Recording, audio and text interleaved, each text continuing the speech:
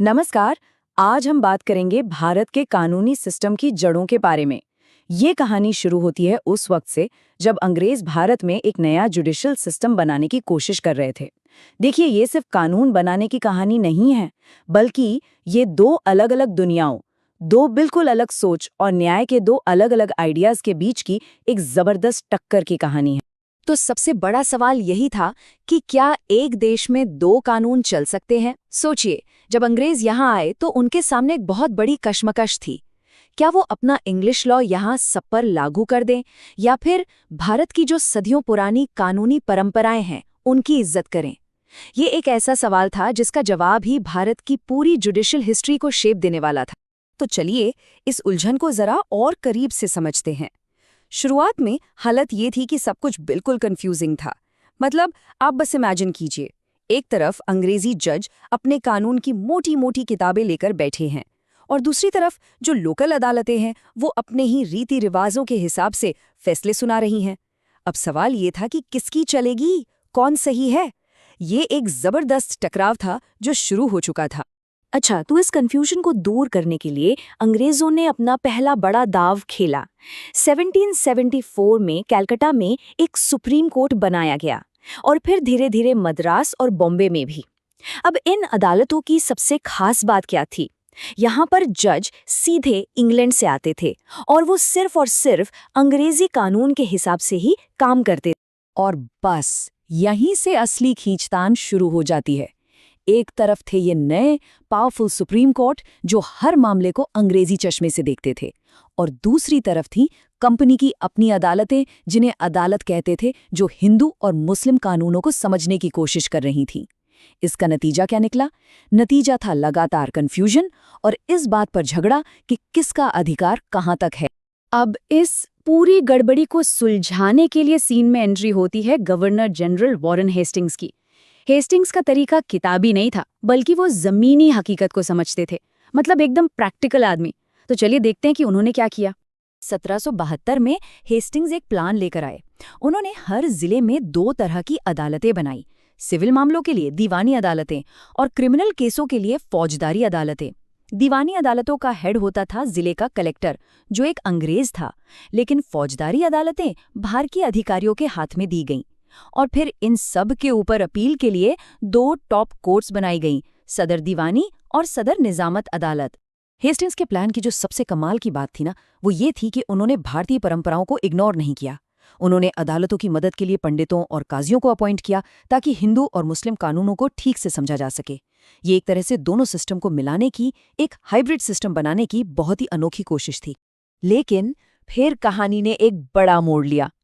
Hastings के बाद आए लॉर्ड कॉर्नवालिस, और उनका नजरिया हेस्टिंग्स से बिल्कुल ही उल्टा था। उन्होंने आते ही हेस्टिंग्स के बनाए हुए सिस्टम को जड़ से बदलने का फैसला कर लिया।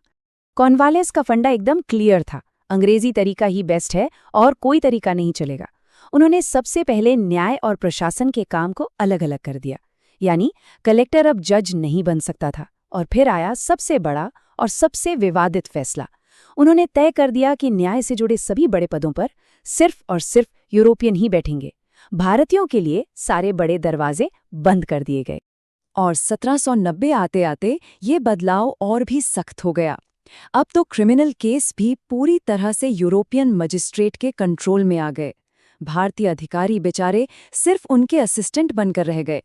इन सभी बदलावों का जो फाइनल रिजल्ट था वो था 1793 का मशहूर जुडिशियल सिस्टम।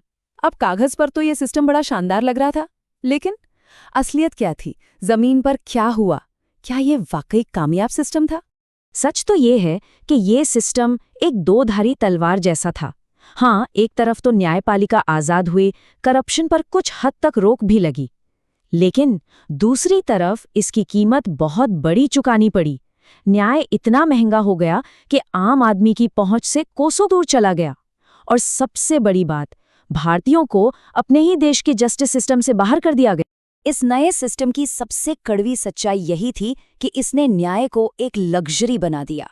कानूनी कार्रवाई इतनी उलझी हुई और इतनी खर्चीली थी कि एक आम भारतीय के लिए अदालत का दरवाजा खटखटाना भी एक सपने जैसा हो गया। और दूसरी बड़ी चोट लगी लोगों के आत्मसम्मान पर। भारतीयों के लिए ऊपर उठने के, तरक्की करने के सारे रास्ते बंद थे। ये एक ऐसा सिस्टम था जो बिना कहे साफ साफ ये कह रहा था कि हमें तुम पर भरोसा नहीं है। और आखिर में बात करते हैं रफ्तार की। ये सिस्टम बेहद बेहद धीमा था। अब जाहिर है यूरोपियन जजों को न तो यहाँ की भाषा ठीक से आती थी, न ही समाज की समझ थी। नतीजा, केसों के फैसले आने में सालों साल लग जाते थे। और कहते हैं ना, देर से मिला न्याय अन्याय के बराबर होता है। तो हम घूम फिर के वापस वहीं पहुंच जाते हैं, दो गवर्नर और दो बिल्कुल अलग अलग रास्ते। एक तरफ था हेस्टिंग्स का प्रैक्टिकल ज़मीनी तरीका और दूसरी तरफ कॉर्नवालिस का सख्त किताबी और अंग्रेजी सिद्धांत। और ये सवाल आज भी उतना ही ज़रूरी है। दो गवर्नर, न्याय के दो अलग अलग विजन। एक जो भारतीय परंपरा को साथ लेकर चलना चाहता था और दूसरा जो उसे मिटाकर एक नया अंग्रेजी सिस्टम थोपना चाहता था। इन दोनों में से किसका रास्ता भारत के लिए बेहतर साबित होता? यहाँ देखिए, दोनों के बीच का फर्क बिल्कुल साफ नजर आता है। हेस्टिंग्स का सिस्टम फ्लेक्सिबल था। वो भारतीयों की भागीदारी चाहते थे और लोकल रिवाजों की इज्जत करते थे। वहीं दूसरी तरफ कॉर्नवालिस का सिस्टम बहुत सख्त था।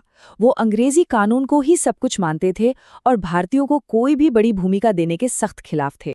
तो सवाल ये है कि आखिर में इन सुधारों की विरासत क्या रही? मतलब भारत को इनसे मिला क्या और भारत ने खोया क्या? चलिए जरा इसका हिसाब किताब लगाते हैं। 1793 के सिस्टम का पूरा सच यही है। हाँ, ये बात सही है कि इसने एक आज़ाद जुडिशरी की नींव रखी, एक ढांचा तैयार किया, लेकिन इसकी कीमत बहुत बहुत बड़ी थी। कीमत थी एक ऐसा सिस्टम जो भारतीयों को अपना नहीं मानता था, जो बहुत महंगा था और जो भारत की ज़मीनी हकीकत से पूरी तरह कटा हुआ था। तो निचोड़ ये है कि 1793 के सिस्टम ने आज के मॉडर्न इंडियन जुडिशरी की नींव तो रखी, पर वो नींव अंग्रेज़ों ने अपने फ़ायदे को ध्यान में रखकर रखी थी। ये एक ऐसी इमारत थी जो खड़ी तो भारतीय ज़मीन पर थी, लेकिन वो भारतीय लोगों के लिए नहीं बनाई गई थी। और यही सवाल आज भी हमारे सामने खड़ा है। क्या ये सिस्टम सच में मॉडर्न जस्टिस की एक नींव थी, या फिर ये सिर्फ भारत पर अपनी पकड़ और मजबूत करने का एक और औपनिवेशिक हथियार था? इसका जवाब शायद आज भी इतिहास के पन्नों में कहीं ढूंढा जा रहा है।